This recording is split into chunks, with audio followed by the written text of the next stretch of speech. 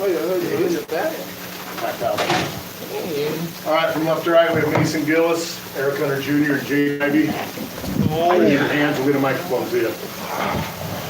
Brian, go this way.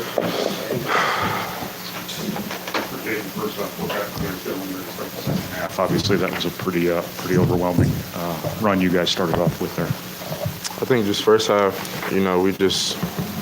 I feel like we didn't bring the energy, and they brought the energy with their shots and, their physical presence on defense. I think second half we were just ready, and we just prided ourselves on, just being ready in the second half and, just bringing the energy.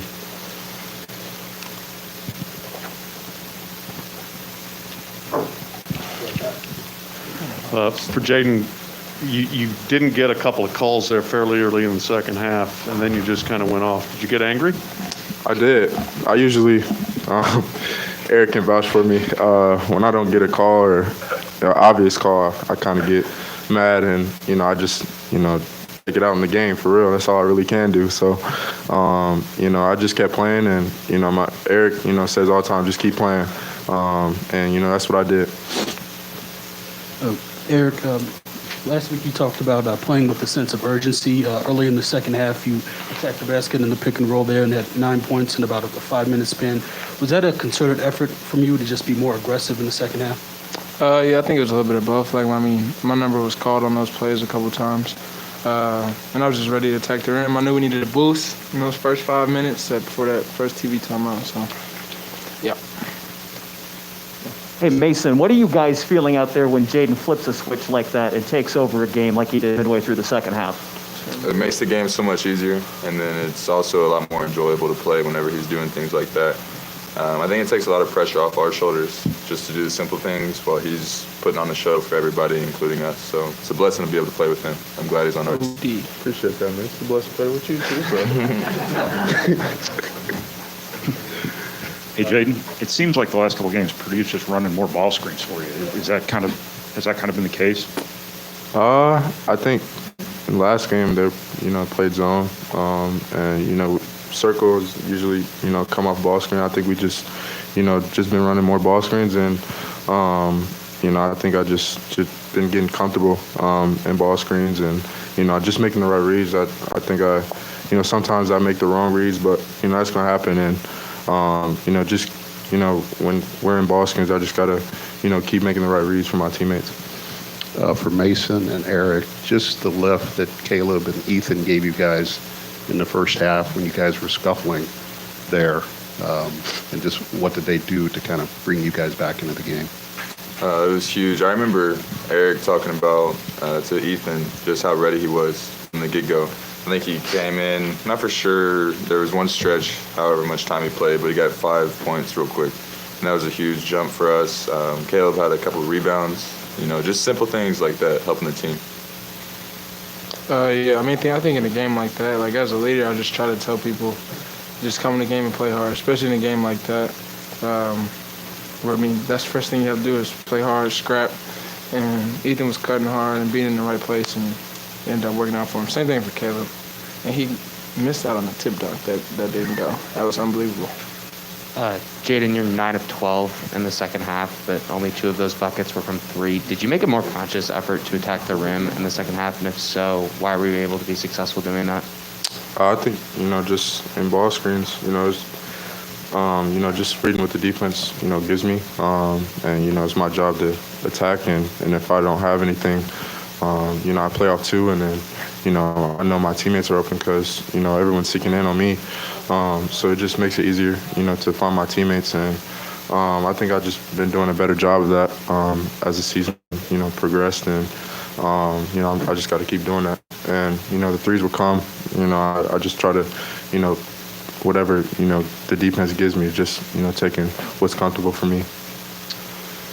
For Eric, did you guys do something better defensively in the second half, or was that simply a product of not turning the ball over as much and Plummer not making horse shots?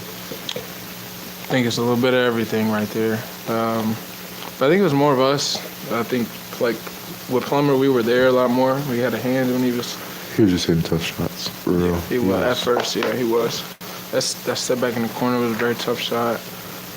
But I mean, we had like small little breakdowns before he would get shots like that. So we just kind of cleaned those up, and I think it just led us to be more successful on him, especially. You guys are tied for the lead in the Big Ten now after this win. You've won 6 in a row, I believe it is. What is this kind of where you expected to be at this point in the season, and what's going to take to finish this off? You know, we obviously had our goals before the season, and Big Ten was one of them.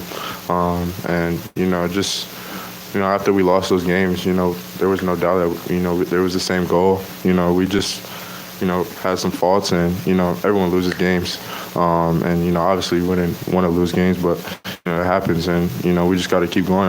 I'm just so proud of our guys. We just kept fighting, each and every game, and we just got to keep doing that to the end, and whatever outcome is, we want to be Big Ten champions. So. Eric, Jaden said you would vouch for him on playing mad. Do you see that from him before, and if so, what brings it out? I mean, the refs bring that out pretty quickly. They do that for us. But I mean, I think I'm kind of the same way as far as like you get angry during the game, you kind of play better. It's just about channeling that anger to the right stuff, and I just try to stay in his ear about just keep going. Don't worry about the refs. You're gonna get the call. It's early, and just little stuff like that, just to make sure he channels it the right way. Eric, now you get the quick turnaround to go to Michigan on Thursday. No doubt. After this emotional game and everything that went in, I mean, how do you guys get yourselves back into the same mindset? I think think about this one tonight, celebrate it a little bit, I guess, whatever. But we leave tomorrow, so as soon as we come back in here in the building tomorrow, it's about Michigan and just cleaning up just watching film and cleaning up on the mistakes that we had from the last time. Because we won, but it was definitely not perfect. Last one. Mason, I asked Matt the last press conference about you, and he talked about you're the most efficient player in college basketball. What does that mean to you to have your coach talk like that and have all your teammates kind of be there for you? It's a huge thing. I wouldn't be able to do it without them. It's kind of a hand-in-hand thing. They make me better, I make them better. So the biggest thing is we just got to keep moving on one game at a time, improving, and win this Big Ten championship. Cool. Thank you guys. Oh, and Mackey tonight was amazing. Appreciate everybody. Thank you guys for coming out. Y'all was nuts, man. That was real loud. Y'all was nuts. We appreciate it.